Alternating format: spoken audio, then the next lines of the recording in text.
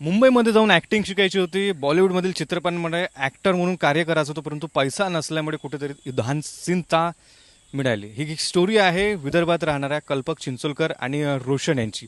Specially या दोघांनी मिळून हल्ली एक चित्रपट बनवलेला आहे, रिवेंज टू नावा. सर्वसाधारण एक शिक्षक आणि एक कृषी केंद्र चालक या दोघांनी मिळून आपल्या फावल्या वेळात या चित्रपटाची निर्मिती केली. तुला 1 वर्षामध्ये मूवी तयार झालेली आणि हल्ली ट्रेन करत.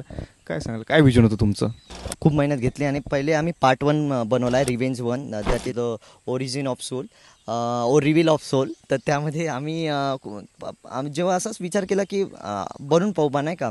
तर मग त्यानंतर त्यामध्ये VFX ॲड केलं, त्यानंतर त्यामध्ये ॲक्शन असावी, त्यानंतर स्टोरीवर आम्ही खूप खूप मेहनत केली. त्याला विजन यापूर्वीच होतं तुम्ही म्हणजे ॲक्टिंग वगैरे करायची? हो हो, मी मिमिक्री आर्टिस्ट पण आहे, स्टँडअप कॉमेडी पण आहे, अँकरिंग वगैरे करतो. की आपलं जर टॅलेंट शो करायचं तर बेटर की यूट्यूब चांगला प्लॅटफॉर्म आहे. तकरीबन आमचा बजेट तर फक्त 5-6 हजारच होता, बनवता कसा 48,000 लागला.